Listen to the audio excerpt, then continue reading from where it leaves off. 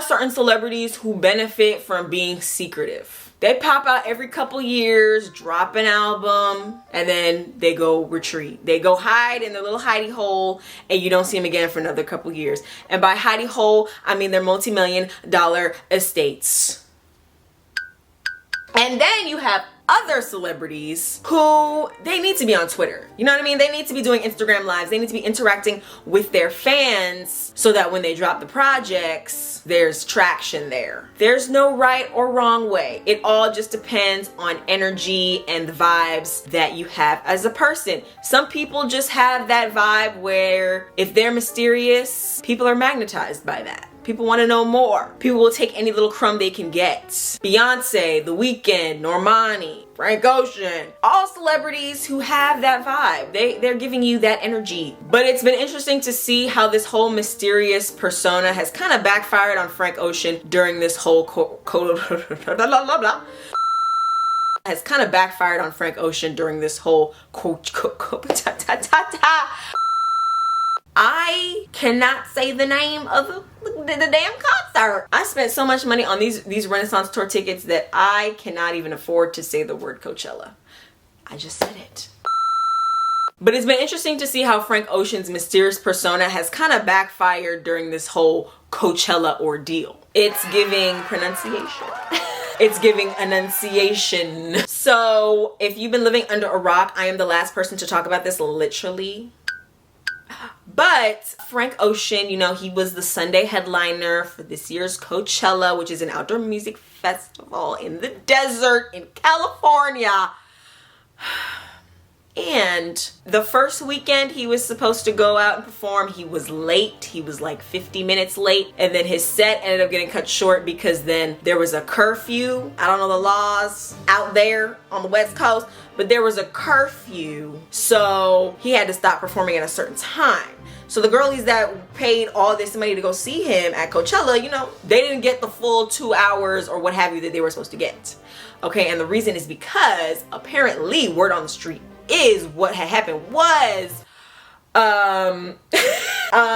so Frank's his performance, he was gonna get an what's going on? Doing this helps me remember what happened. Frank, he was supposed to have like an ice skating rink on stage. Yes, girl, an ice skating rink. I know, right? That would have been crazy. He was gonna have in the California desert. So he was gonna have an ice skating rink on stage, and he hired like ice skaters and hockey players and things to just, you know, they were gonna do like a whole thing. And then at the last minute, he was like, nah, I don't want to do this no more. And then Coachella was mad because they had set up an ice skating rink and now they were gonna have to dismantle it. And so that's why his performance was delayed. That's why he didn't come out until 50 minutes past the time he was supposed to start his performance. Crazy, right? I know. So then for the second Coachella performance, he dropped out. Okay, and the word on the street, what he had said in his statement was basically because of an injury he couldn't do the performance no more, so he was dropping out. But we know that he probably also dropped out because the people who run Coachella were mad that he like kind of messed up their schedule by at the last minute canceling the ice skating rink. Does that make sense? Ultimately, in a world full of parasocial relationships with celebrities, one of the things people respond well to is the idea that the famous person cares about their fans. People don't mind mystery, and you being the famous person, not giving yourselves to us, the fans, through social media, through interviews, etc. As long as when you do show up, you care. The fan-entertainer relationship, it's mutual. I give you something, you give me something. You give me music, I give you money to see you perform live. You give me music, I give you streams, I buy the album. You can be reclusive, but when you show up, I'm sorry, can you show me that you care?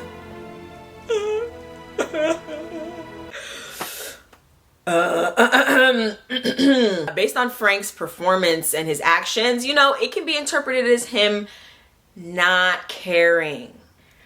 Right? So like, for example, another thing that happened with, I know, girl, I didn't tell you the whole story. Another thing that happened with Coachella and Frank is that all the performers at Coachella, they had been live streaming their performances. So even if you were sitting at home on a couch with your Cheetos, you could still watch the performers at home. But not Frank, baby. Not Frank. Frank said, cut the cameras. Cut the cameras. Dead ass. In his Black China voice. So he didn't live stream his performance. Now, that could be interpreted as, hold up, I'm sitting at home. You don't care about me. You don't care about the fans that couldn't afford to come to Coachella or didn't want to come to Coachella or couldn't, whatever. Maybe I had things to do that weekend. You know, my life. I wanted to watch. Now I'm mad. You know what I mean? You know what I'm saying? Now, I've seen discourse online on whether or not Frank's fans feel entitled or whether or not Frank owes us anything, and I'm here to tell you the answer is yeah. The answer is yes, he does owe people something because people paid money to see you. People are spending time. Like, I could go back to my hotel. I don't know, girl, is that where do the girls sleep outside at Coachella or do they sleep in a hotel? Airbnb? I don't know what y'all be doing out there in the West Coast. Maybe I'm familiar with the concrete jungles on this side. Okay, I stick to the waterfalls and lakes that I'm used to, but over there, I don't know what they do over there. But anyways, I could have been asleep in my Airbnb. I didn't have to come here. I spent money to be here. You owe me the set that you promised me. When money is involved, yes, you owe me something. I feel like I mentioned Beyonce in every video.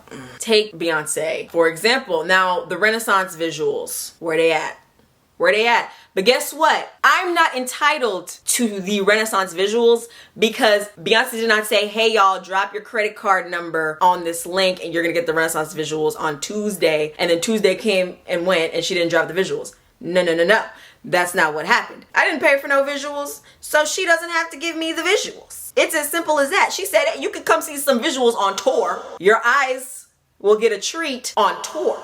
So if you want to see some visuals on tour, here's the link. See, so now when I go on the tour, when you say you're coming out at a certain time, I better see you out at that time. I'm just saying. And you know what? I know I said it's about showing that you care about people, but it's also just respect. It's not about care. You don't even have to care about your fans, but just respect people's time, people's energy, people's money, because they don't have to give it to you. All this can go away. Like I said, it's a mutual relationship. I give you something, you give me something. And the things I've given you have taken you to a certain place in life. I'm just saying. Even with another mysterious person I named Normani. Now, the way people talk about Normani online, sometimes it's giving, you owe us this. Where's the album? You owe us this album. No, she don't. No, she don't. You know how I know she don't? Because you didn't pay for it yet. She didn't give you a pre-order link and say, it's coming out on the 5th of May. Drop the credit card, drop the Cash App, drop the Venmo, and you paid, and the 5th of May came and she didn't drop nothing. Do you know what I mean? You get me, fam. You get me. But if I pay for a 2-hour Frank Ocean set at Coachella, then that's what I expect. You know what I mean? Look, it's not even about the ice skating rink. It's not even about that. Now, it would have been kind of iconic if that had gotten pulled off because an ice skating rink in the California desert, that's kind of lit. And you're a headliner at Coachella, so there's probably this expectation of spectacle there. You feel like you need to be extra. Let's get an ice skating rink. That would have been cool. That could have been a moment. But if you had come on to the stage, I say you, I'm talking to Frank right now. It's me and Frank. Are you looking at me, Frank? I'm talking to Frank. If you had come out on the stage on time, maybe 10 minutes late, maybe 15, you know what I mean? Hey, it happens. Come out a little late and it would have just been you and the mic. And you sang and did your thing for those 2 hours. If you had done that, then people can't really say anything. Now, people can be mad like, oh, he should have done more, I guess. If that's not the type of performer he is or the type of performance he wanted to give, then that's not what he's going to give. That's fine. That's fine. It's just the lateness. It's the lateness for me. I don't like that. And then your performance got cut off because of curfew. It's just, that don't sit well with me. I don't like that. I wasn't there, so I'm not really mad, but I'm just giving my commentary because that's what I do on this channel. Ow. Woo! I could sit up here and make leaps and bounds and do cartwheels in my mind, making excuses for Frank. I could say, well, he's grieving the loss of his brother. I'm a little conflicted about this one. Here's the thing. We can be empathetic to grief that a person is experiencing and also hold them accountable. You chose to do this performance. There was an expectation set on the performance and then you didn't deliver on that expectation. We could still hold you accountable for that and also be like empathetic about the grief. We can do both. I can multitask in these parts. You know, I can also say, hey, he probably didn't want to do the live stream because he knew the performance was not going to give what he wanted it to give. It wasn't going to fit his artistic vision, so he didn't want people to see it, so he cut it off. Sure, we can say that. But like, people have cameras at the venue. People could still videotape the performance, which they did. The performance is literally on YouTube. You can find it. Do you know what I mean? So you should have just let that happen. And then the injury he got, like, well, if he's injured, that's why he couldn't perform. See, this is where I'm confused. When did the injury happen versus the start of Coachella? Because from what it sounds like to me, he made a decision at the last minute after they already set up the rink that he didn't want the rink. So I'm assuming they set up the rink that weekend. Do you know what I mean? Like, when did the injury happen? Why couldn't he tell them ahead of time? And even if, you know, the injury happened right before the set, I'm also like, we couldn't figure that out. We couldn't have the ice skaters do their thing and have a camera on you on the side at your piano doing your thing, sitting down. We couldn't finesse that. I don't know. It's too many unanswered questions for me. That is the price of being a mysterious person, is that we have to just make stuff up.